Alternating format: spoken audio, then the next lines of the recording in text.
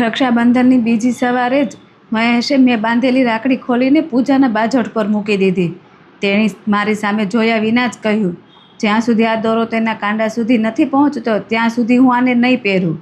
મારી આંગળીઓ ત્યાં જ થંભી ગઈ. ગઈકાલની મીઠાઈઓ હજી ચાંદીની થાળીમાં ઢકાયેલી હતી. કંકુની નાની વાટકીની કિનારે લાલ નિશાન સુકાઈ ગયું હતું. ચોખાના થોડા દાણા લાકડાના બાજોટ પર ચોટેલા હતા. ફક્ત રાખડી જ ગાયબ હતી. એ જ રાખડી જે મેં 24 કલાક પહેલાં મહેશના કાંડા પર બાંધીને તેના લાંબા આયુષ્ય માટે પ્રાર્થના કરી હતી. મેં તેને ઉઠાવી. મારાથી નારાજ છે? મહેશ બારી પાસે ઊભો હતો. બહાર લખનૌની સાંકડી ગલીઓમાંથી દૂધવાળાની સાયકલની ઘંટડીનો અવાજ આવી રહ્યો હતો. તેણે માથું હલાવ્યું. તારાથી નહીં. પછી તેણે ટેબલ પર પડેલું એક જૂનું કવર મારી તરફ સરકાવ્યું. કાગળ પીળો પડી ગયો હતો. ઉપર માના અક્ષરો હતા, રાકેશ વર્મા. નીચે કાનપુરનું સરનામું લખેલું હતું. આ એ જ સરનામું હતું જે મેં લગભગ 35 વર્ષ પહેલાં પિતાજીના લોખંડના કબાટમાં જોયું હતું. ત્યારે હું 13 વર્ષની હતી. મેં કાગળ ઉઠાવીને પૂછ્યું હતું કે કાનપુરમાં કોણ રહે છે. પિતાજીએ મારા હાથમાંથી એ ચિઠ્ઠી ખેંચી લીધી હતી. એમનો ચહેરો આજે પણ મને યાદ હતો. તેમણે કબાટ બંધ કરતાં કહ્યું હતું, એ ઘરનું નામ આ ઘરમાં ફરી ક્યારેય લેવામાં નહીં આવે. મેં પછી ક્યારેય ન પૂછ્યું. હવે એ જ સરનામું મારી સામે હતું. મેં મા સામે જોયું. મા કમલા રસોડાના દરવાજે ઊભા હતા. તેમના હાથમાં ચાની ગળણી હતી. આંગળીઓ એટલી કડક થઈ ગઈ હતી કે ગળણીનો પાતળો હાથો હથેળીમાં ખૂંપી રહ્યો હતો. અને મેં કવર ઉઠાવ્યું. રાકેશ કોણ છે? માએ જવાબ ન આપ્યો. મહેશ મારી તરફ ફર્યો. તેનો અવાજ ઘણો ધીમો હતો. આપણો મોટો ભાઈ. હું થોડીવાર તેને જોતી જ રહી. આપણો? માએ પાસેની ખુરશી પર પકડી લીધી. તેમણે મહા મહેનતે કહ્યું, તારા પિતાની પહેલી પત્નીનો દીકરો. 48 વર્ષની ઉંમરે મને ખબર પડી કે મારો એક ભાઈ પણ હતો, મારાથી 10 વર્ષ મોટો, જેનું નામ અમારા પરિવારમાંથી એવી રીતે ભૂંસી નાખવામાં આવ્યું હતું જાણે તેનો ક્યારેય જન્મ જ ન થયો હોય. મેં માની સામે ખુરશી ખેંચી. તમે અમને કેમ ન જણાવ્યું? માએ આંખો ઝુકાવી લીધી. તમારા પિતા નહોતા ઈચ્છતા. મહેશ તરત જ બોલ્યો. અને આપણે પિતાજીની ઈચ્છાને જ સત્ય માની લીધું. તેનો અવાજ ઊંચો નહોતો, છતાં મા પાછળ હટી ગયા. મેં કવર ફેરવીને જોયું. ટપાલ ટિકિટ નહોતી. ઉપરની તારીખ 20 વર્ષ જૂની હતી. આ કેમ ન મોકલવામાં આવ્યું? માએ પોતાના પાલવથી આંગળીઓ લૂછી. મેં લખ્યો હતો. પછી તમારા પિતાએ ખબર પડી ગઈ. તેમણે કહ્યું, જો આ પત્ર આ ઘરમાંથી બહાર ગયો તો સારું નહીં થાય. અને મેં કવર ખોલ્યું. અંદર એક અધૂરો પત્ર હતો. પહેલી લીટી વાંચતા જ મારો શ્વાસ ભારે થઈ ગયો. રાકેશ બેટા, રાખડીના દિવસે સુનીતાએ મહેશને દોરો બાંધ્યો ત્યારે મને તારું ખાલી કાંડું યાદ આવ્યું. તેની નીચે 2 અધૂરી લીટીઓ હતી. પછી આખું પાનું ખાલી. મેં મા સામે જોયું. તમે આ પૂરો કેમ ન કર્યો? માએ હોઠ દબાવ્યા અને થોડીવાર પછી બોલ્યા, માફી માગવા માટે પહેલાં પોતાનું મૌન સ્વીકારવું પડે છે. રૂમમાં કોઈ અવાજ ન થયો. મહેશ અંદર ગયો અને એક આછી ભૂરી ફાઇલ લઈને આવ્યો. ફાઇલની ચારે બાજુ સફેદ સૂતરનો દોરો બાંધેલો હતો અને ઉપર પિતાજીના અક્ષરોમાં માત્ર એક જ શબ્દ લખેલો હતો, કાનપુર. મહેશે તેને ખોલી નહીં. તેણે તેની નીચેથી બેંકની એક જૂની સ્લીપ કાઢી અને મારી સામે મૂકી. રકમ જોઈને હું ટટ્ટાર બેસી ગઈ. તે મારી નર્સિંગ કોલેજના બીજા વર્ષની પૂરી ફી હતી. આ ક્યાંથી મળી? મહેશે ખુરશી ખેંચી. નીરજની સારવારના કાગળો શોધી રહ્યો હતો. પિતાજીની જૂની ફાઇલમાંથી મળી. નીરજ તેનો 21 વર્ષનો દીકરો હતો. ગયા મહિને તેની સર્જરી હતી. ખર્ચ વધતો જતો હતો. 3 દિવસ પહેલાં જ હોસ્પિટલના ખાતામાં 2,40,000 રૂપિયા જમા થયા હતા. મોકલનારે પોતાનો પૂરો પરિચય નહોતો આપ્યો. મહેશે બેંકની બીજી સ્લીપ મારી સામે મૂકી. પછી ત્રીજી. એક મારી ભણતરની હતી, એક મહેશની કાપડની દુકાનની શરૂઆતની લોનના હપ્તાની અને એક નીરજની સારવારની. ત્રણેયની પાછળ એક જ નામ હતું, શ્યામા પરિવાર સહાયતા ન્યાસ ટ્રસ્ટ. મેં પૂછ્યું, આ કોણ છે? મહેશ મારા હાથમાં પડેલું કાનપુરનું સરનામું જોયું. રાકેશ ભૈયા. મેં તેની સામે તાકીને જોયું. તને કેવી રીતે ખબર? તેણે ટેબલ પર પડેલી ઘડિયાળ જોઈ. સવારના 8:10 થઈ હતી. સક્સેનાજી આવવાના છે.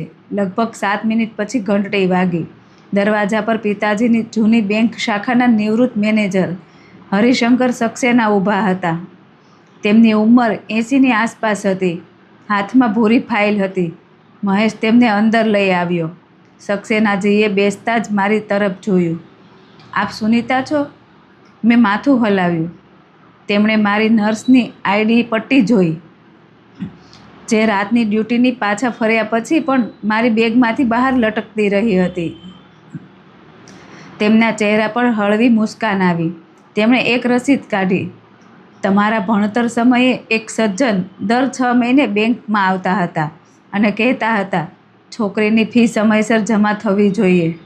મેં ધીમેથી પૂછ્યું, રાકેશ? તેમણે માથું હલાવ્યું. મહેશે બંને હાથ જોડીને દાઢી નીચે ટેકવી દીધા. સક્સેનાજીએ બીજો કાગળ કાઢ્યો.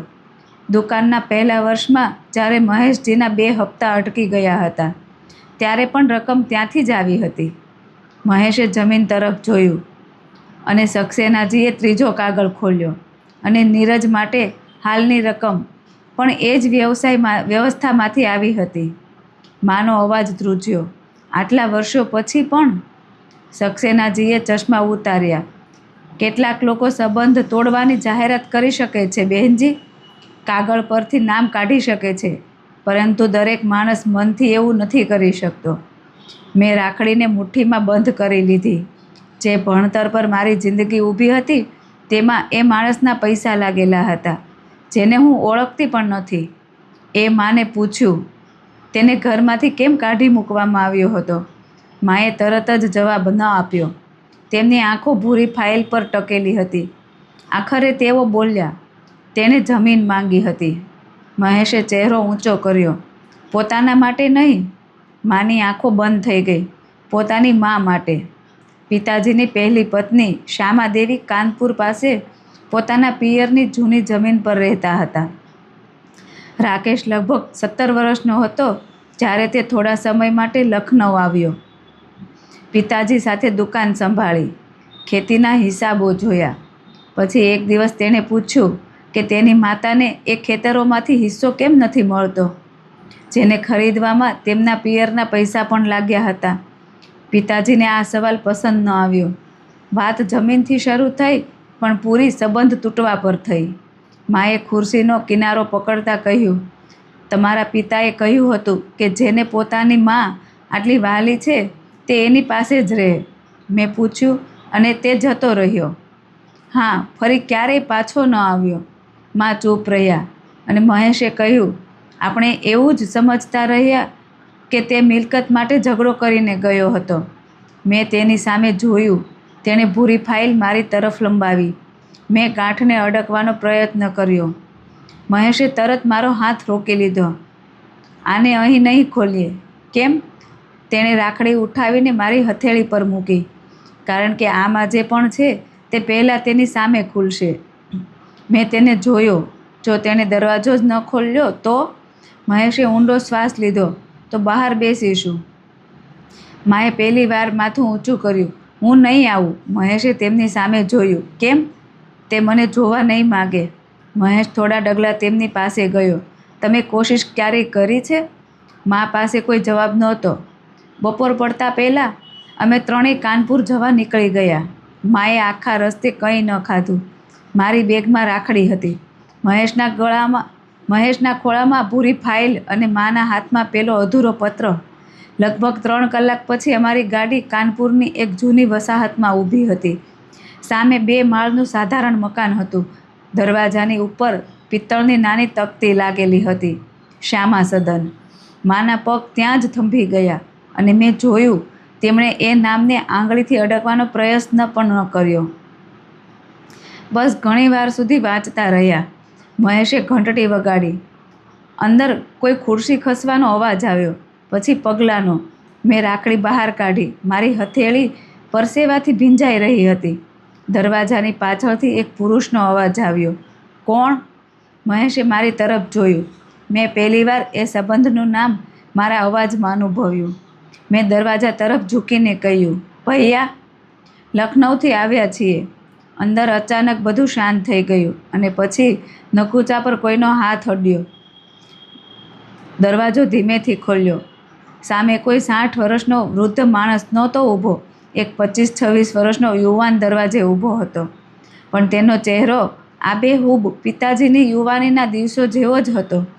તેણે અમારી ત્રણેયની સામે એક અજાણી નજરે જોયું અને પૂછ્યું, તમે લોકો કોણ છો? મહેશે આગળ વધીને કહ્યું, હું મહેશ, આ મારી બેન સુનીતા અને અમે લખનૌથી આવ્યા છીએ. રાકેશ ભૈયા ક્યાં છે? લખનૌ નામ સાંભળતા જ એ યુવાનના ચહેરાના હાવભાવ બદલાઈ ગયા. તેની આંખોમાં એક વિચિત્ર ખાલીપો છવાઈ ગયો. તેણે કોઈ પણ શબ્દ બોલ્યા વિના દરવાજો પૂરો ખોલી નાખ્યો અને અંદર આવવાનો ઈશારો કર્યો. અમે ધડકતા હૈયે અંદર પ્રવેશ્યા. ઘર એકદમ સાદું પણ સ્વચ્છ હતું. મારી નજર સામેની દિવાલ પર ગઈ અને મારા પગ ત્યાં જ જકડાઈ ગયા. મારા હાથમાંથી રાખડી નીચે જમીન પર પડી ગઈ. દિવાલ પર રાકેશ ભૈયાની એક મોટી તસવીર લટકતી હતી. તસવીર પર તાજા ગુલાબનો હાથ પહેરાવેલો હતો અને પાસે એક નાનો દીવો પ્રગટી રહ્યો હતો. મારું નામ અમન છે. પાછળથી એ યુવાનનો ભારે અવાજ આવ્યો. રાકેશ વર્મા મારા પિતા હતા. 12 દિવસ પહેલાં જ કેન્સરથી તેમનું અવસાન થયું છે. કમલામાના હાથમાંથી પેલો અધૂરો પત્ર સરકીને નીચે પડ્યો. તેઓ દિવાલને ટેકો લઈને જમીન પર ફસડાઈ પડ્યા. મહેશની આંખોમાંથી આંસુ વહેવા લાગ્યા. તેણે રડમસ અવાજે કહ્યું, 12 દિવસ પહેલાં? પણ નીરજના ઓપરેશન માટે 2.5 લાખ રૂપિયા તો માત્ર 3 દિવસ પહેલાં જ હોસ્પિટલના ખાતામાં આવ્યા છે. અમને એક ઊંડો નિસાસો નાખ્યો અને કહ્યું, પિતાજીને ખબર હતી કે તેમની પાસે સમય બહુ ઓછો છે. તેમણે એ પણ ખબર હતી કે નીરજનું ઓપરેશન બાકી છે. તેમણે શામા પરિવાર સહાયતા ન્યાસના મેનેજરને સ્પષ્ટ સૂચના આપી હતી કે નીરજની સારવારમાં પૈસાની કોઈ કમી ન આવવી જોઈએ. તેમના ગયા પછી ટ્રસ્ટે કાનૂની પ્રક્રિયા પૂરી કરીને એ પૈસા ટ્રાન્સફર કર્યા હતા. કમલામાં ધ્રુજતા પગે ઊભા થયા અને તસવીર પાસે ગયા. મેં બહુ મોડું કરી દીધું. મારે એકવાર તો તેમને મળવું જોઈતું હતું. મહેશે પોતાની પાસે રહેલી પેલી ભૂરી ફાઇલ અમન તરફ લંબાવી. આમાં શું છે બેટા? આ ફાઇલ પિતાજીના કબાટમાંથી મળી છે. અમને એ ફાઇલ ન ખોલી. તેણે માત્ર એટલું જ કહ્યું, એમાં દાદાજીએ પિતાજીને લખનૌની મિલકતમાંથી બેદખલ કર્યાના કાનૂની દસ્તાવેજો છે. પણ પિતાજીએ ક્યારેય દાદાજી કે તમારામાંથી કોઈની સામે કોઈ ફરિયાદ નહોતી રાખી. તેમણે પોતાની જાતને ઘસીને આ ટ્રસ્ટ ઊભું કર્યું, જેથી લખનૌના ઘરમાં ક્યારેય કોઈને કોઈ તકલીફ ન પડે. હું નીચે બેસીને મારી પડેલી રાખડી ઉઠાવીને અમન પાસે ગઈ. મારી આંખોમાંથી ચોધાર આંસુ વહી રહ્યા હતા. અમન, શું હું આ રાખડી તારા કાંડે બાંધી શકું? તારા પિતાના નામની. અમને ધીમેથી એક ડગલું પાછળ લઈ લીધું. તેણે માથું હલાવીને ના પાડી. મને માફ કરજો ફઈ. અમનનો અવાજ શાંત પણ પીડાદાયક હતો. પિતાજીએ આખી જિંદગી એક ઘર તરફથી એક સવાલની, એક પત્રની, એક રાખડીની રાહ જોઈ હતી. જ્યારે તેઓ હોસ્પિટલના બિછાને કેન્સર સામે એકલા લડી રહ્યા હતા અને દર્દથી કણસતા હતા, ત્યારે તેમને લખનૌ તરફ જોઈને ઘણા આંસુ સાર્યા હતા. પણ ત્યારે ત્યાંથી કોઈ ન આવ્યું. હવે આ રાખડી એ કાંડાને નથી મળી શકવાની, જેના પર તેનો સાચો હક હતો. તેણે મારા હાથમાંથી ધીમેથી એ રાખડી લીધી અને રાકેશ ભૈયાની તસવીર પાસે પડેલા દીવા પાસે મૂકી દીધી. અમે ત્યાંથી પાછા ફર્યા, પણ ખાલી હાથે અને ખાલી હૃદયે. ખાલી હૃદયે. જે ભાઈએ આખી જિંદગી દૂર રહીને પણ અમારું રક્ષણ કર્યું અને અમારી ઢાલ બનીને ઊભો રહ્યો, અમે એને અંતિમ વિદાય પણ ન આપી શક્યા. એ રાખડી હંમેશા માટે એ દીવા પાસે પડી રહી. એક એવા ભાઈની યાદમાં જેણે પોતાનું બધું જ આપી દીધું હતું, પણ બદલામાં જેને ક્યારેય પોતાનો પરિવાર ન મળ્યો. મિત્રો, જો આ વાર્તા તમને ગમી હોય તો કમેન્ટમાં લખજો જય દ્વારિકાધીશ અને લાઈક કરજો અને શેર કરજો.